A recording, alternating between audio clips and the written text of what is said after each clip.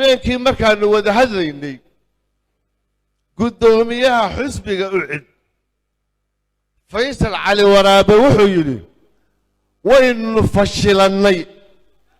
dawladnimo dad wadi kara manihin dawladna wadi kari mayno xamarna waa taa socotay inana maanta waynu iska soo horjeednaa cid nagu kala guntataynu u baahanahay waxaynu u baahanahay in aynu Soomaaliya mar labaad ku noqono oo aynu la yeelano wax la yiraahdo federation inaynu mar labaad la yeelano miyaad u malaynaysan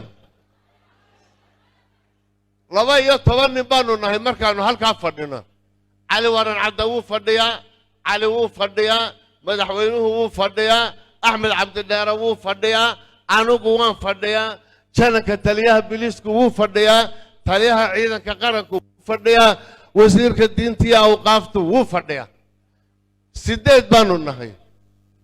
ayaguna waa 5 waa Faysal waa Ciro waa Xirsi waa Cabdullaahi Cukuse waa xildhibaan baarlamaanka Koodbuur 13 qof baanu nahay miyay madal markhaatigeedu qarsoomi kari layahay horta hanala yaabina markaan aad arkaysaan xinif iyo sheekhi soo aad u qaylinaya dee dadkaanu la macaamilnaa waa dadka federaalka xamar ku socda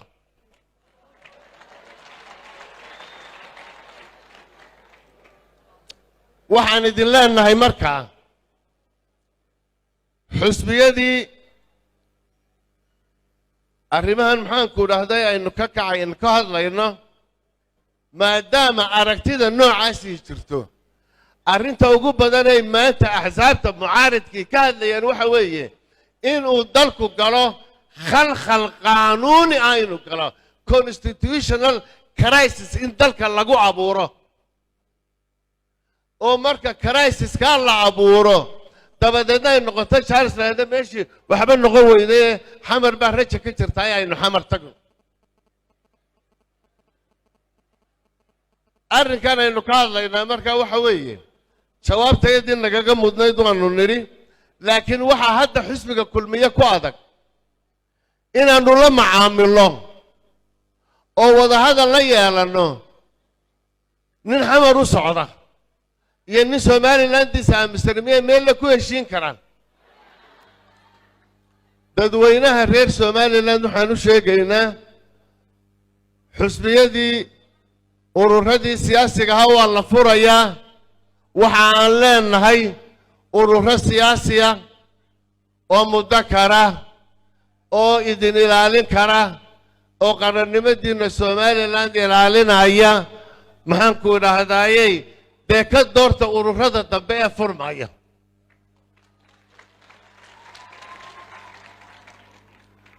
waxa kale oo arrintan ku jirta oo hadda ay intii dhaweyto markaanu si nimi hurteed madaxweynaha lagula soo hadlay oo ay bandhigeen oo qoraalna ku jeediyeen oo international community-ga bulshada adduunka qolyaha inoo yimaada diirka cad leh ay mar walba ku yiraahdaan reer Somaliland waanu ishaysanaa dagaal baa dhacaya waanu isdilaynaa hanala soo kala gaadho bulshadiinnan dadka shicibka meel walba ka yimi meel dagaal ka socda miyaa garanaysaan